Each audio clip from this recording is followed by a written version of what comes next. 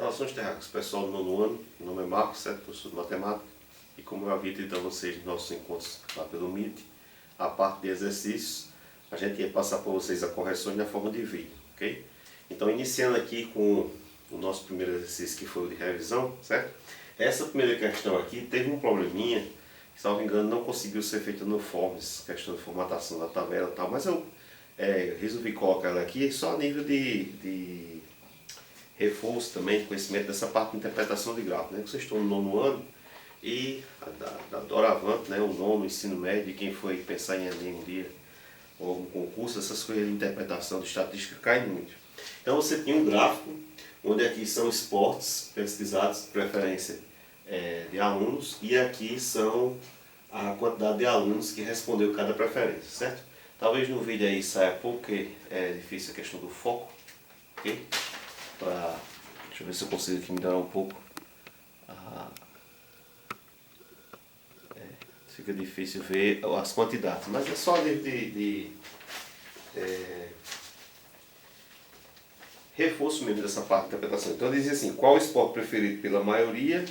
Então se vê claramente que o esporte aqui com o valor mais alto é o futebol, certo? Quantos alunos votaram? Então, se vocês pudessem ter acompanhado, vocês viram aqui o futebol, você sobe aqui, há uma coluna marcando a quantidade aqui, e você vê que 12 alunos optaram por esse esporte, certo? Esse aqui é um gráfico chamado de coluna. Existe gráfico de coluna, barra, circular, que é o popular gráfico de pizza. A gente vai ver isso mais um pouco detalhado deste ano, e no ensino médio vocês verão de novo. Na letra B era quantos alunos foram entrevistados, que seria você juntar aqui que foram 12 que responderam futebol, então você tinha 6 que respondeu vôlei, você tinha 7 que respondeu basquete e você tinha 3 que respondeu natação. Então você tem aqui 7 com 3, 10, né? 10 aqui com 10, 20, 22, com 6, 28. Então ao todo você teria 28 alunos entrevistados nessa situação, certo? Aí a questão 2, que deve ter sido a primeira questão para vocês, que é a que deu certo, também era a questão de interpretação, entrando nessa questão de números positivos e negativos, né? Você tinha um extrato bancário que no dia 15/2 estava marcando menos 760, ou seja, a pessoa tinha um débito, né? Uma dívida de 760. E depois que fez movimentação nessa conta, no dia 20/2 o extrato estava em menos 450, ou seja, um débito de 450. Então, queria saber se o saldo do dia 20 era maior ou menor do que o saldo do dia 15. Então, foi para vocês relembrarem que, quando se trata de negativos, né, quanto menor o número, né, em termos de módulo, em termos de valor absoluto do número, ele é maior. Ou seja, é melhor ter 450 de dívida do que ter 760 de dívida, que ambos são a dívida, né? Então, o de 450 está devendo menos. Então o saldo dele no dia 20 está melhor, né? Está maior do que o saldo dele no dia 2. Ou, perdoe, no dia 15. Então a resposta aqui seria maior. Quem além disso colocou alguma explicação, muito bem, porque nunca faz mal você se expressar melhor e colocar mais coisas, né? Na terceira questão, você tinha dado um conjunto onde tinha números, quantos elementos são menores que o número inteiro menos 5. Então nesse conjunto, você tinha os números menos 12, menos 10, menos 7, menos 2, 0, 1, 3, 6 e 10. Né? Conjunto sempre se usa chave no início e no fim para separar. Separa os elementos do conjunto por vírgula. Então quem são desses aqui que são menores do que o número menos 5, como dizia a pergunta? Então, esse aqui, né, é menor, porque é pior dever 12 do que dever 5. Esse aqui, certo? Mesmo caso. E esse aqui também, mesmo caso. Então a gente tinha 3. Cuidado com a interpretação de perguntas.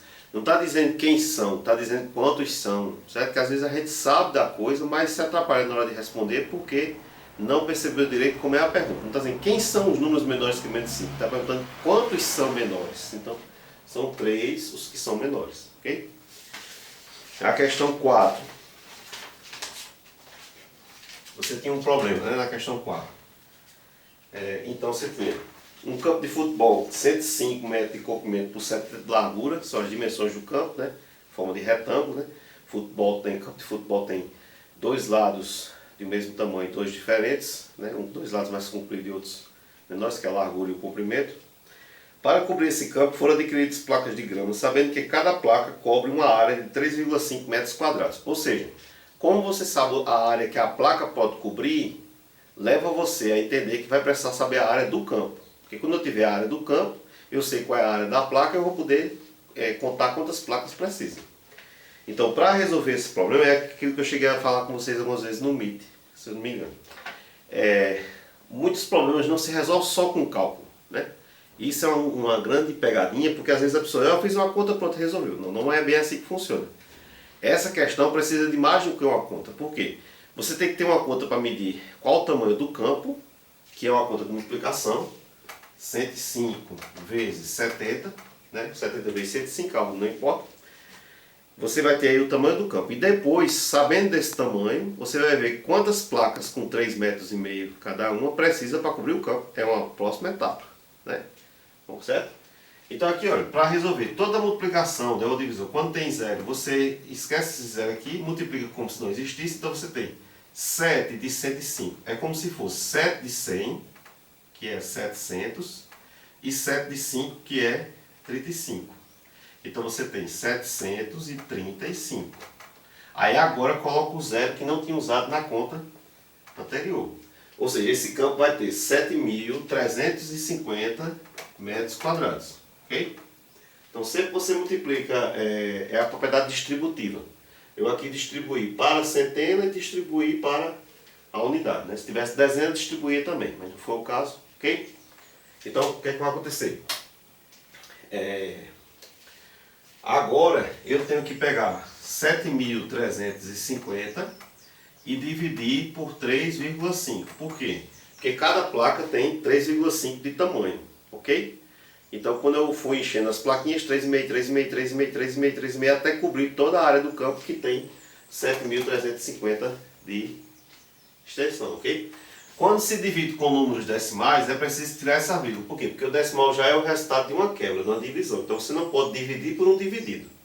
Então você tem que converter esse número numa forma inteira para sua mente aceitar as partes. A gente só aceita na mente da gente dividir coisas inteiras por outras coisas inteiras. Então é como se você deslocasse a vírgula uma casa para aqui. Aí não é aquela história que coloca um zero. Aquilo ali é que se cria assim para ver se ajuda o seu entendimento. O zero já existe aqui. Lembre-se, quando a gente escreve 8, pode escrever 8 assim, mas também pode escrever 8 assim quando é uma nota, pode escrever 8 assim quando é dinheiro. Então existem infinitos zeros depois da vírgula em qualquer número que você pensar. Então tem a vírgula aqui, tem o zero. A questão é que quando eu andar mais uma casa aqui, vai aparecer esse zero, aí vai ficar 7, 350, 0 e aqui 35. Na hora em que eu ando uma casa aqui, o zero não precisa porque já tinha o 5. Mas aqui, como não tinha nada, né, é aquela questão, está cheio de zero ali e desloca, aparece o zero. Aí para começar a divisão, basta que a parte daqui, dividendo, seja maior do que o divisor, né? Então eu basta pegar 73, que já é maior, porque 7 não é, e eu vejo quantos 35 cabem aqui. Então toda divisão é uma soma de coisas iguais, certo? Só com uma soma organizada. Eu tenho que juntar 35 com 35, 70. Então é porque só cabem 2. Certo? Vai me sobrar o que aqui? Vai me sobrar 3. Lembrando, não é 3. Por que que se começa a divisão daqui? Porque o que sobrou aqui não foi 3, foi 3 milhar. Essa casa aqui é a unidade de milhar. Então é como se eu tivesse 3.000 e alguma coisa. Aí eu baixo 5.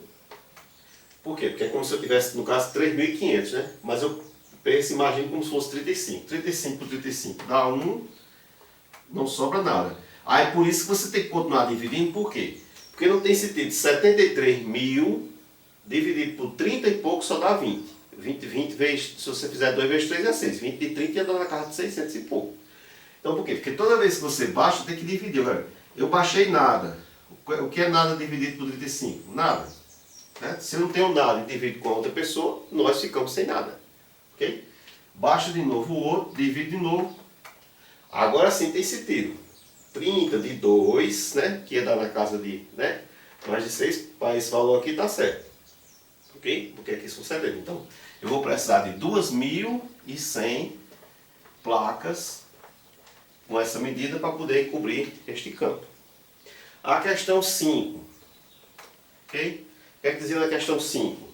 É para marcar quem não representa um monômio. Então você tem que revisar, relembrar o assunto do oitavo ano, que seria o monômio. O monômio é uma expressão que envolve letras e números. Essas letras são termos desconhecidos, valores que a gente não conhece. E o envolvimento que cola esses termos é sempre uma multiplicação ou uma divisão. Então no monômio não pode haver adição e subtração. O monômio pode ter só letra, como é o caso da letra A, tem x elevado a 2. Pode ter só número, como é a B, menos 10, certo? Pode ter letras e números, como é o caso da D, que você tem menos 2,1 bx ao quadrado, né? Na E volta de novo a ter letra, A é o mesmo caso da A, ok? Quem é que está aí fora dessa regra? Então, quem está fora dessa regra é a letra C, onde você tem x mais 2y. Então, esse aqui justamente seria o caso de um binômio.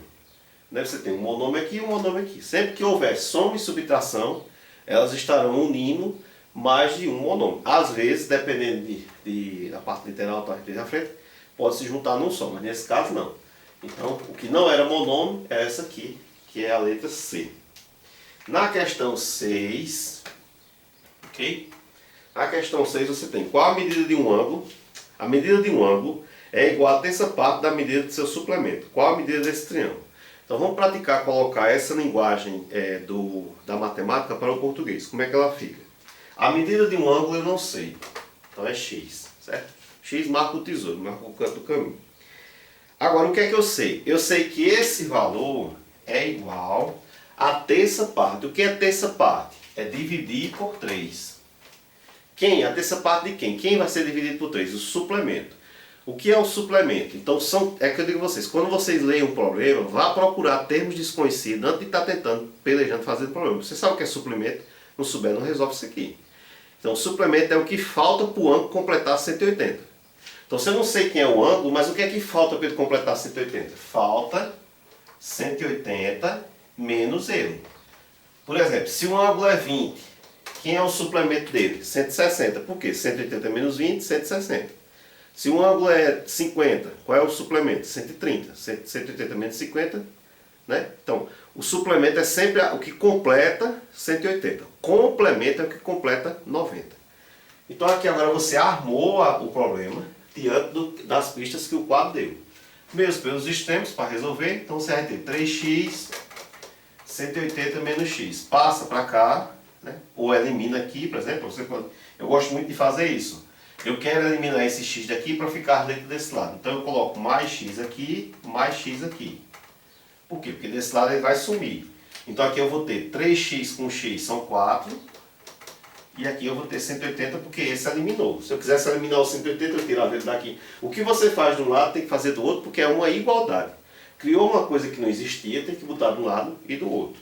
Então aqui agora eu faço o quê? Divido por 4 de ambos os lados, por quê? Porque é uma igualdade. O que eu faço de um lado tem que fazer do outro. Cancela, fica o x e aqui vai dar 45. 18 por 4. 4 vezes 4 são 16, sobra 2, fica 2 com 0, 20. 20 por 4, 5. Então esse ângulo é um ângulo de 45 graus, ok?